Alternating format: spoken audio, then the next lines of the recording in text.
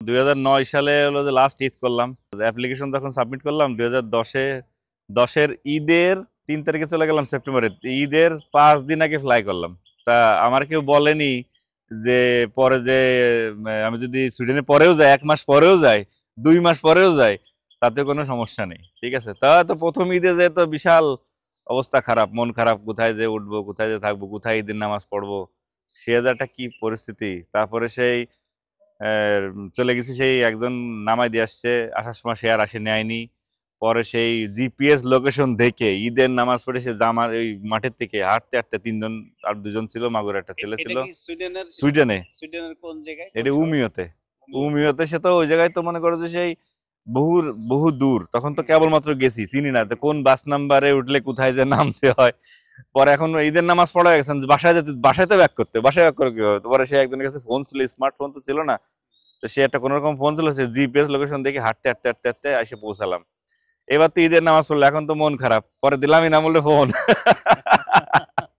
এখন আমার time difference হলো তখন 4 ঘন্টা পিছনে। তো এনামুল যখন এখানে নামাজ পড়ে তখন আমার ওইখানে হলো যে রাত, তো ভোরবেলা আমি পিছনে রয়েছি 4 ঘন্টা পিছনে, মানে তখন এখানে ঈদের নামাজ, মানে এখন সুইডেনে এখন বাজে কত, ভোর 4টে বাজে। ভোর 4টা। হ্যাঁ, অন্ধকার, আর সে সময় ছিল উইন্টার। ঠিক আছে, তখন কারণ উইন্টারে তোমার সূর্য ওঠে, সূর্য তো ওঠে না, কোনো রকম আলো হয় তোমার 9টা, 9:30টার দিকে। পরে এনামুলকে দিলাম ফোন, সে যে কি অবস্থা, পরে আবার ঈদের নামাজ পড়লাম, সে ভোর 4টের সময় নামাজ, ওই এনামুলে মনে আছে, এনামুলে কালাম যে লাউড স্পিকার দে তুই, ফোন লাউড স্পিকার এনামুল সামনে রাখলো, আর আমি ওইদিকে ঈদের নামাজ পড়লাম আবার মাগুরায়। তখন এই যে এই জায়গায় নামাজ হতো, এই যে এই ফাঁকা মাঠে এখানে। আমরা আজকে যে জায়গাতে অবস্থান করতেছি এটা হলো মাগুরা পিটিআই মসজিদ প্রাঙ্গণ, স্কুল প্রাঙ্গণ। এখানেই সাধারণত প্রতি বছর ঈদের নামাজ অনুষ্ঠিত হয়। প্রতি বছরের ন্যায় এবছরও আমরা রমজান শেষ করে আজকে ঈদ উল ফিতরের 2 রাকাত নামাজ আদায় করলাম কাতারবন্দি হয়ে। তো আমি যে জিনিসটা আসলে জানতে চাচ্ছি যে রাজীব তো বাংলাদেশে থাকে না এখন, সে থাকে সুইডেনে। সুইডেন থেকে বাংলাদেশে আসছে এই ঈদে সামিল হওয়ার জন্য। এই দীর্ঘদিন পরে আমরা একসাথে ঈদ উদযাপন করব, এই প্ল্যান প্রোগ্রাম নিয়েই আসছে। তো ঈদটা আসলে, ঈদের যে আনন্দ, সেই আনন্দটা রাজীবের কাছে কেমন? আমার কাছে খুবই খুবই গুরুত্বপূর্ণ। আমার সব মানে আমি সারা বছরই ওয়েট করে যে কখন ঈদ করব, কারণ আমার টার্গেট হলো যে প্রতি বছর আসবো, একটা ঈদ আমি মাগুরায় করি, আর একটা ঈদ আমি যে উমিয়তে চলে যাই, যেখানে আর কি আমি পড়াশোনা করতে গেছিলাম। ওখানে প্রচুর বাঙালি আছে, এবং এরকমও হয়েছে, যেটা আমি কারো বলিনি, যে এরকম হয়েছে যে চাকরি ছেড়ে দিছি আমি ঈদ করার জন্য। ঈদ করার জন্য? হ্যাঁ, ঈদ করতে যাবো, যে ঈদ করতে যাবো, অফিস থেকে তো ছুটি দেবে না। ঠিক আছে, আমি এমন হয়েছে যে চাকরি ছেড়ে দিছি। এই কথা আমি আজকে বললাম আর কি, কারোর বলিনি, যে এরকম হয়েছে যে বস বলছে না যাওয়া যাবে না, এখন প্রোডাকশন সময় চলতেছে। আমি ঈদের জন্য এমন হয়েছে যে চাকরি ছেড়ে দিয়ে চলে আসছি, যে আমার দরকার নেই। ঠিক আছে, আমি আবার যে আরেকটা চাকরি খুঁজে বের করছি। ঠিক আছে, তো ঈদ এরকমই গুরুত্বপূর্ণ, যে আমার ঈদের সময় আমার আর কোনো, মানে অনেকের আছে যে ঈদ তেমন কোনো গুরুত্বপূর্ণ না, কিন্তু আমার কাছে খুবই এটা পার্ট অফ লাইফ আর কি, সোজা হিসেবে। ঠিক আছে, কারণ আমার মনে হয় যে ঈদ ছাড়া জীবনের কোনো মূল্য নাই। ঈদ ছাড়া না, জীবনের মূল্য নেই। আমার কাছে আর তাই। অনেকের আছে যে অনেকে বন্ধু বান্ধব আছে না, যে ঈদের দিন অফিস করতেছে। ঠিক আছে, ঈদের দিন আছে, ঈদের পরের দিন আসি। ঠিক আছে, এরকম অনেকে আছে যে ঈদ বিদেশে করতেছে, এরকম আছে অনেকে। কিন্তু আমার ঈদ মাগুরাই করতে হবে, এবং সেটা পিটিআর মসজিদেই করতে হবে। মানে যেটা আজকে আমরা হ্যাঁ, সেটাই, এটাই। এটা হ্যাঁ, মূল্য, আমার আসলে কাছে মূল্য ঈদের দিয়ে ঈদের নামাজ হিসাব পিটিআর করা যায় না। মসজিদে প্রাইসলেস। এটা কেউ মূল্য দিয়ে আমার, যদি কেউ বলে যে তোমার আমি 1 কোটি টাকা দিচ্ছি, তুমি ঈদের নামাজ পড়বে না পিটিআর মসজিদে, এটা এটা আমার পক্ষে সম্ভব না। আসলে তো এইখানে যেটা বিষয় হলো ছোটবেলার অনেক অনেক স্মৃতি জড়িত, তাই না? সেটাই।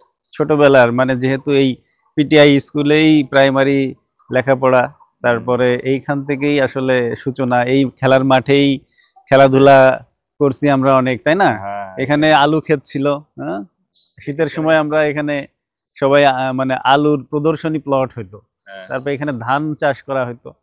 এখন তো মানে পুরাটা খেলার মাঠ করা হয়েছে। আর এই সাইডে তো ফাঁকা ছিল ঈদের নামাজে, যে এই সাইডে একটু, ওই সাইডে এই ফাঁকা সাইডে ছিল, আমাদের, ওই সাইডে আগে নামাজ হতো। হ্যাঁ, এই সাইডে নামাজ হতো, আর এইখানে হলো যে আমাদের ক্লাস হতো। ঠিক আছে, আর আমরা ঈদের নামাজও এখানে এখানে এখানে পড়া, মানে এখান থেকে এখানে নিয়ে চলে আসতো তো ঈদের নামাজ যাক, পড়ার আমরা জন্য। মাগুরা পিটিআই স্কুলে পড়ার সুযোগ পাইছি বা লেখাপড়া করছি বিধায় আমরা অনেক পিটিআই কে নিয়ে অনেক স্মৃতি। হুম। আর আমাদের বাসাও পিটিআই সংলগ্ন পাশেই। তো আমরা 5 ওয়াক্ত 5 ওয়াক্ত নামাজও এখানে পড়ছি। আর ওখানে একটা লিচু গাছ ছিল, লিচু গাছ অবশ্য প্রত্যেক বছরই ঝড়ে ভেঙে যেত। প্রত্যেক বছর ঝড় হবে একটা, আর ওই লিচু গাছটা ভাঙবে। লিচু গাছের যে বসার যে জায়গা, সিটিং, আসলে ওই কাড়াকাড়ি লাগতো যে কার আগে কে বসতে পারে। আর হ্যাঁ, টাইম আউট ছিল যে কে তুই তো বসছিস অনেকক্ষণ, এখন নাম, আমি একটু বসি।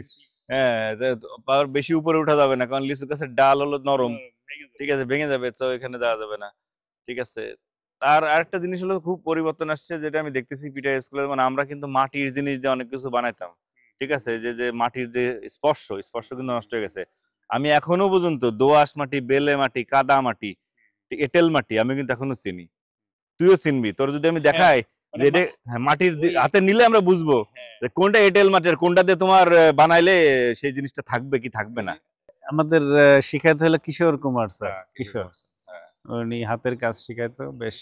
মাটি, দোআঁশ মাটি, বেলে দোআঁশ মাটি, বিভিন্ন মাটি দিয়ে বিভিন্ন জিনিস যা তৈরি করা যায় সেগুলো আমরা ছোটবেলাতেই তৈরি করে করে অভ্যস্ত হয়েছি বিধায় মাটির সাথে আমাদের ছোট থেকেই একটা পরিচিতি ঘটছে এই স্কুলে পড়ার সুবাদে। আর এই যে নারকেল গাছ দেখতেছি, এই নারকেল গাছ থেকে প্রতি বছর আমান স্যার, হ্যাঁ, বছরে একবার নারকেল পেড়ে সবাইরে ভাগ করে একটা করে দিত। আমি ক্লাস 4-এ যখন, তখন একটা নারকেল পাইছিলাম মনে আছে।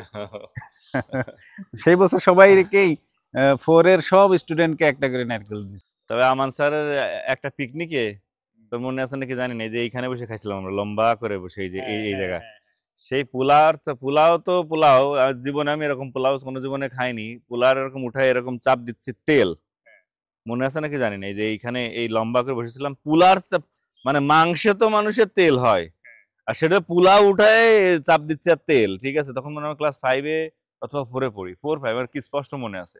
এখানে লাইন দাদা বসালো আমাদের পিকনিক, ঠিক আছে, ওই যে যে অবস্থা, ওইটা আর কি আমার স্মরণীয় আর কি, ওই একটা বিষয় স্মরণীয় আছে আর কি, যে আর আমান স্যারের মায়ের, আমান স্যার না, হাশেম স্যার আর আজম স্যার, আশ্রম স্যার আর আজম স্যারের যে মার পিটিআই স্কুলে যারা চেনে না, দুজনে মারা গেছেন।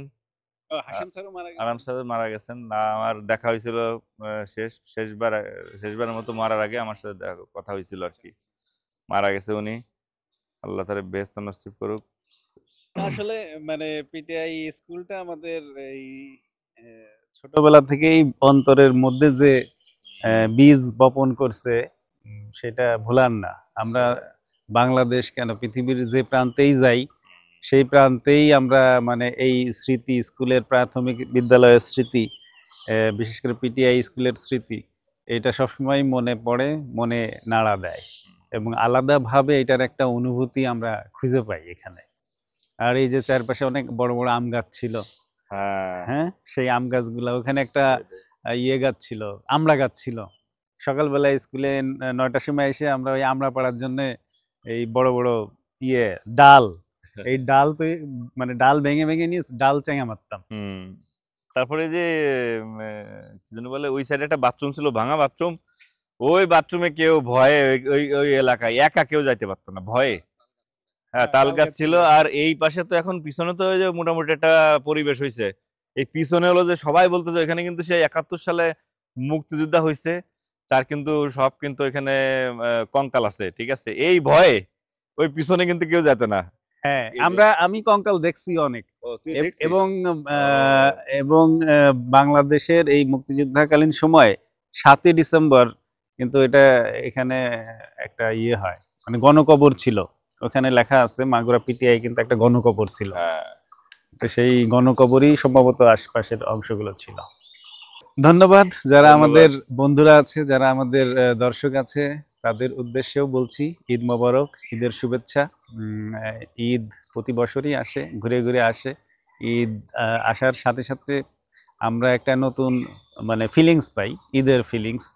এই বিশেষ করে রমজানের যে 30টা রোজা রাখার পরে যে ফিলিংস, সেই ফিলিংসটা আসলে অন্য কোনো ঈদে আসলে পাওয়া যায় না, আমার কাছে অন্তত। অন্যরকম একটা ফিলিংস।